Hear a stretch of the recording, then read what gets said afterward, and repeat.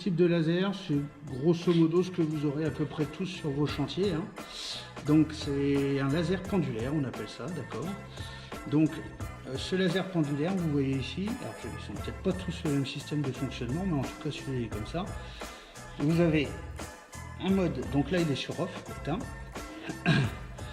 Vous avez un mode on, d'accord. Là il est allumé. Par contre, le laser est toujours bloqué. Le système pendulaire, il est bloqué. Ça veut dire que là, pour l'instant, il met rien de niveau. Il se met pas tout seul de niveau ou d'aplomb automatiquement. Ok. Il faut encore pousser d'un coup. Tac. Voilà. Et là, vous entendez, il sonne, c'est parce qu'il peut pas se mettre de niveau.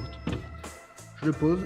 Là, il se met de niveau tout seul. Donc c'est ça le système pendulaire, c'est-à-dire que dès que vous le posez et que le faux niveau, le faux aplomb est pas trop important, il peut se mettre de niveau tout seul. Ok. Donc là, nous, on pourrait l'utiliser très bien, ce laser, pour faire l'implantation ou vérifier notre implantation si on veut, parce qu'on peut très bien avoir une équerre un peu faussée ou autre.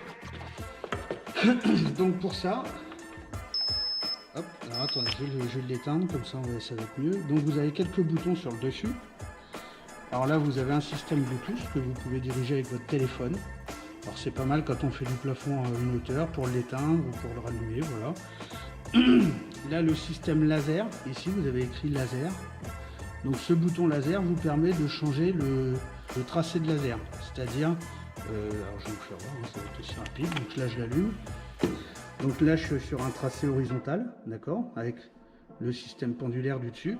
Si j'appuie une fois sur le bouton laser, là je tombe sur celui qui est devant, qui me permet de faire un aplomb.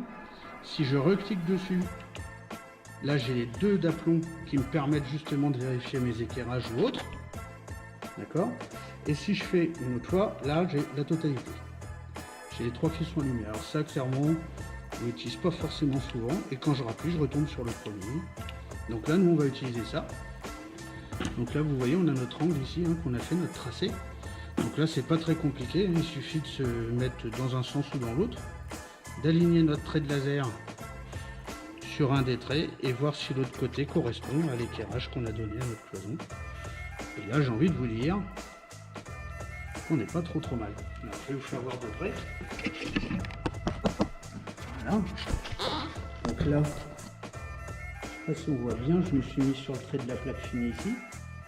Là, j'arrive bien sur le trait de la plaque, sur la fleur, hein, on est d'accord.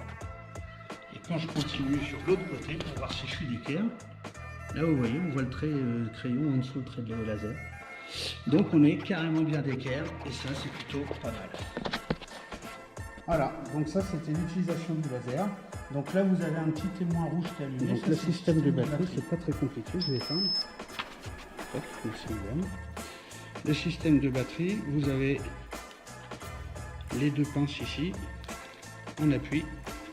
Ouais, alors c'est quand je dis que c'est pas très compliqué, en général on n'arrive pas à le faire, voilà. Et là vous avez votre batterie qui s'enlève et vous la mettez à charger. Alors attention parce que sur ces lasers là, à l'achat, il n'y a que une batterie. Donc si le soir vous oubliez de la mettre à charger ou machin et que le matin, enfin qu'il n'y en avait plus, ça veut dire que le matin vous êtes foutu. Il faut attendre que ça charge avant de réutiliser.